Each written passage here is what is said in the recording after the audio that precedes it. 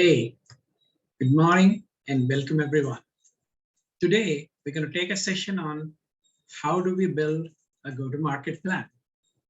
My name is Ravi, and I was a founder of Push Engage and Coupon Rani, and I'm going to share what I learned about how to build a go-to-market plan. Before we begin, here's a quick summary of my background. I spent half my time in looking at digital marketing, growing businesses, and building go-to-market plans. In the remaining half, I spent in startups, investments, and technology. So without further ado, let's get started. So to make a go-to-market plan, this is a 5-step guide. But before we begin, you may ask, what does the word go-to-market mean? Go-to-market essentially means that whatever your product, whatever your service, whatever your startup be, when you're going to go and reach out to your customers, who would they be and how would you reach them to? So who are your customers and how would you reach out to them? Those are the questions fundamentally we answer in the go-to-market plan. The goal is that should lead to a marketing plan that you can make from this go-to-market plan. So let's get started. Number one, the first question as you start thinking about building the GTM plan, as it's often called, is to answer what business or market are you in? While this seems like a pretty easy question, but this is where I've seen companies who are either starting up or even very mature need to take a deep dive and answer this question. Why is this hard to answer? This is hard to often answer this because more often than not, we are addressing many pain points at times. We are looking at many things that we are solving. And so to get the focus on one single thing, or maybe two things that you are really doing, whose problem are you solving?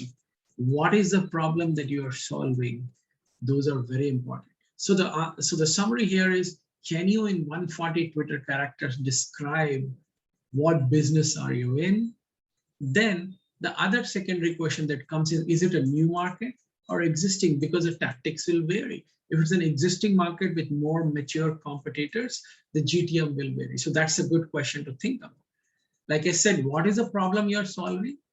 The other part of it would be, okay, what is the frequency of purchase? Are customers buying the service that you made or the product maybe once a year, once a month, or once in a lifetime? That's also important. This also leads to what we call as a product market fit question, because when you start answering what is it that you are building, you will come to a point where you need to know what is the product you're building, right? So you should have clarity on what product you've been focused on building and for whom, because you are just asking for whom are you solving this and what are you solving, right? So it's simple, but it's a very nuanced question. So I think one thing one can do here at this stage, I think in step one, is just take a step back and think a little. I'll take an example, let's say, of Freshdesk.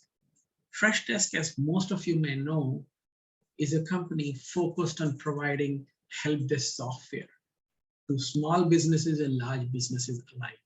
If you ask the question, let's say to Girish, or somebody who leads the GTM, the marketing practice, can you imagine or guess what their answer would be? Maybe you can take 10 seconds and think through that. What did you come up with? Here is what I came up with. Freshdesk is in the business of solving customer issues for their own customers. It's in the business of providing a software which helps you create an automated workflow or make you more responsive to your customers. So this is a problem they're solving. But who are they solving for? They're solving it for large and small businesses alike. So this is kind of an example of what business or market you are in.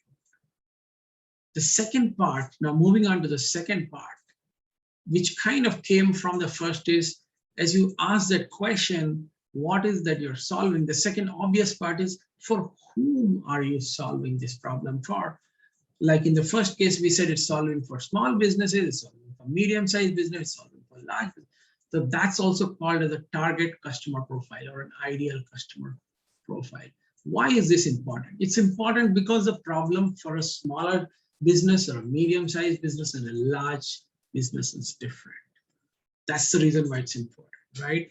Now, a lot of us, when we start building our products, we actually at times don't pay attention to this, but this to me is one of the most important things. To the extent that I can ask this question even first, even before asking what business are you in? Because only after you know who's your target customer profile or who are you building for, you should actually build your product, right? So this is an important question. Ideally, you should have thought about this even before you started building. But even if you haven't, even you have built a generic product, you need to find who that customer profile it's jiving with or narrow down to who you're selling to. Now, the point here is who will pay for is what we're trying to answer for the product that you have built, right?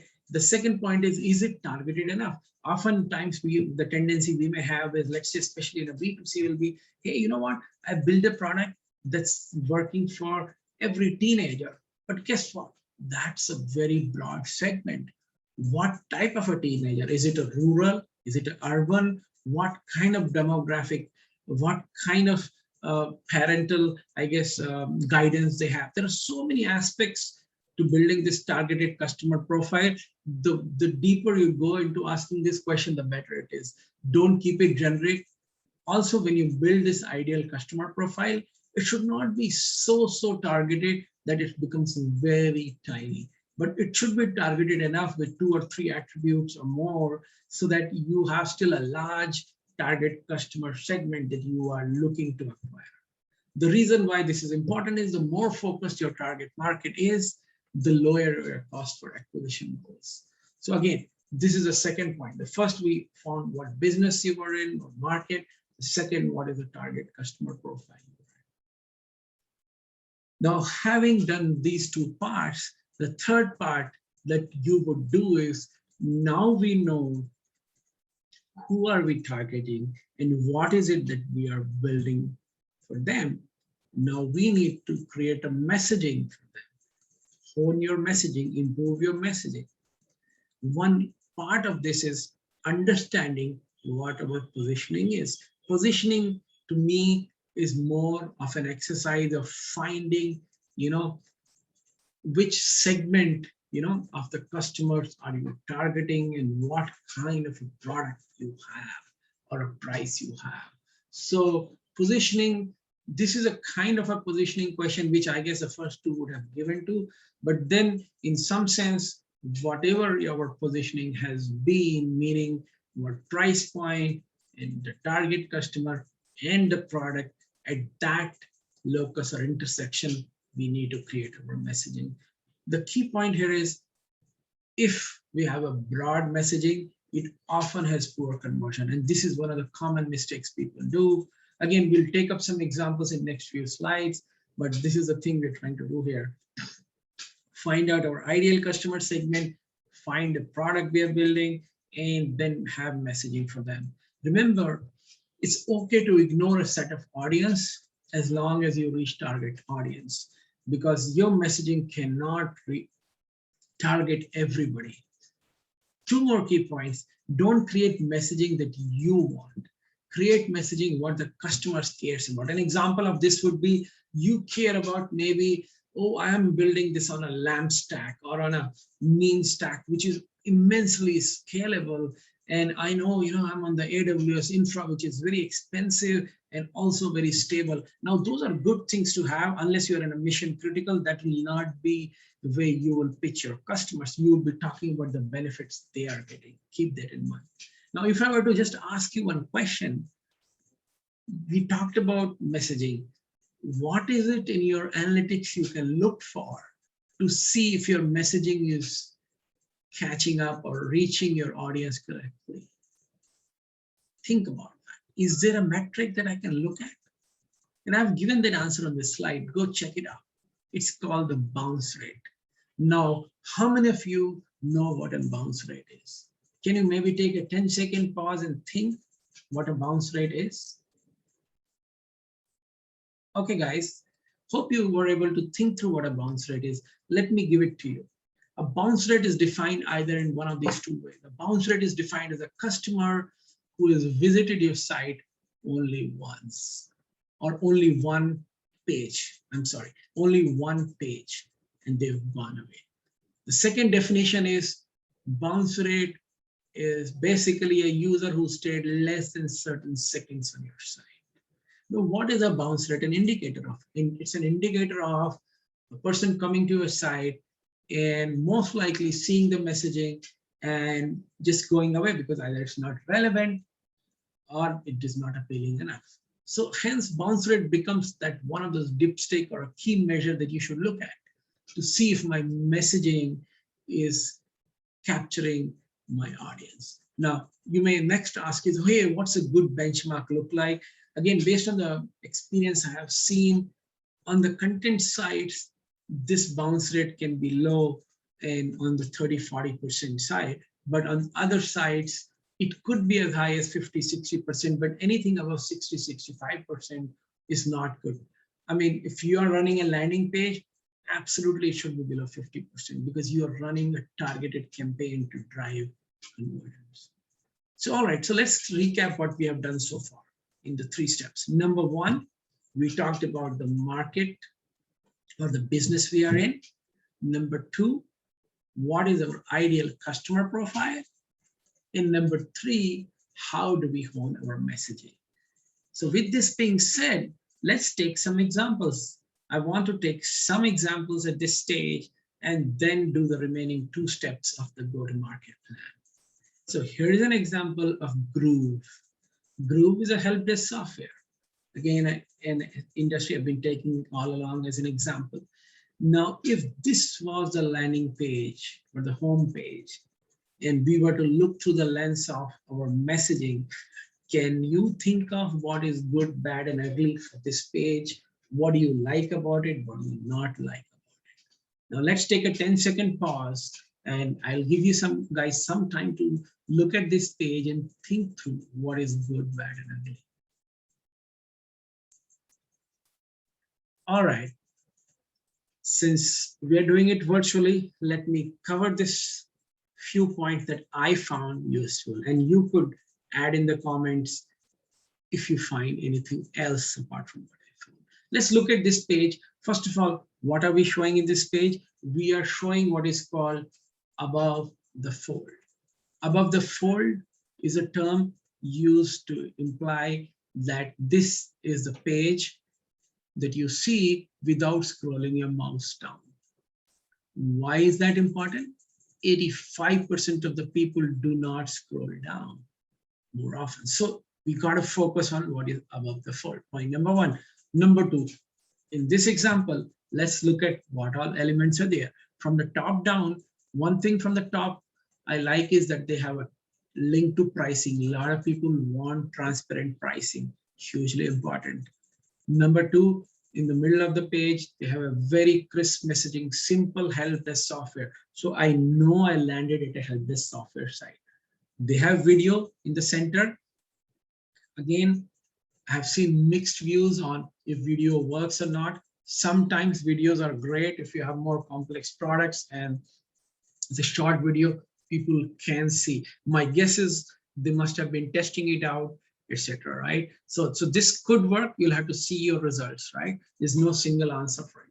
Now, if you look at the element below, they're just using your email to sign up. That's amazing because you just have to send in your email. But the downside of this could be a lot of people may just send some junk emails and just do junk sign up. But again, you're reducing friction from signups. Okay. Now below that, they say more than 8,000 businesses use Groove to manage their customer support and have some logos. This is also very good. Social proof with good logos in there. So this is the good part. Now, what is it that you think is not so good, right? So here is what I can say. One thought I have is, what about the phone number? Again, help desk software is not always maybe purchased in a do-it-yourself manner. Maybe I need to reach a salesperson. So maybe a phone number could have been interesting on this page, right? Some could argue that because they put in the video, they have very little text. So I don't know what the product features are. Obviously, if you scroll below, you might see that, right? So those are the few elements. I'm sure there are more that can come up. So with that, let's take one more example. I have taken Fresh Test. This is an old page from Fresh Test, very old days. And I will again ask you to take like a 5-second pause and think through what do you like and what do you not like in this page. So let's keep going at it. Number one, on the top, from the top to bottom, pricing, a link, amazing. They have a phone sign up page. That's amazing too, because let's say, and this again is a +1 number, means a US number. So I'm assuming this page is targeting, say, US traffic. And it's good because if I'm looking to sign up, sometimes I just want to maybe make a phone call. Now, if you look at the messaging in the center, again, only 3-4 words, exceptional customer support, right? Everything you need to deliver, exceptional customer. So it's clear that this is for customer support software, right? Then below that, not only, I guess, the logos or social proof, but also a testimonial. This is an incremental, this seems good. On the other side of the form, there are 1, 2, 3, 4, 5 form fields with 4 required fields. The good of it is those who are filling in this probably are more motivated because they're filling 4 fields. The bad of it is you could see some drop off. And I will give you one specific one. For example, what is the help desk name? So I know what's a name, what's an email, what's a company name. I know help desk name is actually like a subdomain on Fresh Test, but not everybody may know what it is. To me, that's like a redundant field. Again, this they might have been testing. This is an old version. So this is something internal. So that's kind of what I have to say on this. Other than that, like pretty good. You know? So think of these, as examples of as you build messaging. All right, so let's keep going. Let's go to the step 4. Now that what have we done? We have found the market and the business we are in, or rather we know what it is. Then we looked at the ICP and we have honed our messaging. Now comes the real work. What is the real work? You have to find and make a marketing plan to reach them. Now, how do you do it? The simplest way is list all the places where your target customers are. Let's say my target customers are, and this from my push engage experience, are e-commerce website owners. So then I would say, where do all these e-commerce website owners hang out? Oh, they are in a Facebook group. Oh, they are in this LinkedIn group. Oh, they are on this community called Growth Hackers. Whatever the case be, look at all the places. Oh, they attend this conference, which is called IRC in Chicago. So the idea is, whoever your target customer is, then you are looking at where do they hang out. And then you reach out to them where they hang out. That's as simple as that, right? Another key tactic at this stage one can do is to use what is called look at your competitors. Because if you, let's say you're starting new and you don't know where some of these, what is working. So I'll show you an example of, this is a similar web. I have put in Groove HQ to show you what these traffic sources can give some insights about. So what this is showing you, let's take a minute to kind of understand this. What this is showing is that the dominant form, like if you look on the left side graph, is direct, which means people remember bookmarking, maybe existing customers who are just coming back and logging in, right? The other part of direct is obviously brand, which means you could be a TV ad, a print ad, or a brand, or so where they just typed in and came, or people remembered your brand, right? So this often happens from a variety of facts, right? Which again, we have to build on, but this is not, I guess, the way you probably acquire directly. It's over, time you will look at how to build your brand and get that word of mouth going. I mean, this could very well be a good word of mouth campaign. So that could be one I can give that you can think of. But I guess the bigger one to me seems to me here is the search, right? So it shows the importance that search is a key portion from Groove HQ, apart from say the word of mouth and the brand that they have built. And so that's very huge, 24%. And then the second is the links. Why I picked links is, links means there are affiliates, there are partners who are driving traffic. And then I put in who's the driving traffic from a referral from SimilarWeb, and you can see who are the sites which are. Now one can look at and say, okay, are some of these potential partners for, let's say if I was doing a help desk software, potential partner. So this will give you an idea of search is important, link is important, word of mouth, and maybe some viral campaigns are. And this can give you an idea. So I guess the idea is just listing where all your target customers are, looking at all your competitors, and seeing if you can come up with what all they're doing to acquire, to just put it out all on a piece of paper on a board, and then say, okay, from this is my hunch, which are the top 3 tactics that will work based on so and so of my hunch, and what do I expect in terms of both volume and return or customers or leads, and then you kind of execute that. So that is the step 4 of a go-to-market at a high level. Step 5 is, as you build and test each of those channels, let's say one of the channels is AdWords, because I think paid search is going to work or organic search is going to work, then you're going to just measure the cost of lead, cost of acquisition. You're going to look at this funnel graph for your business. How does a visitor become add to cart and checkout? And then you will benchmark it, because so you want to know that, yes, while I'm doing a test for these 3 channels, because this is where I think the customers are, then I need to know that how am I performing with the benchmark? What if I picked the right channel, but because I was poorly executing and I accidentally threw out the channel saying, hey, it doesn't work, so I'm not going to do it. So to avoid that bias, we'll look at the benchmark for my industry, like, okay, so what should my registration rate be? What should my conversion be? And if I'm doing as per the benchmark, or at least that much, then I'm fine if the economics are not there. And then I may say, okay, this may not be part of my marketing mix or a go-to-market because it's too expensive. But if that is not the case, then I'll focus on improving the performance of that part of the funnel. Again, that goes deeper, but that's just a high-level thought to think about.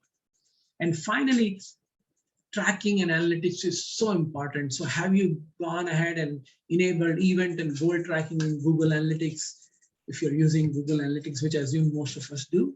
And remember, there are micro conversions like white paper download, video watch, they're equally important, and think of having them as well.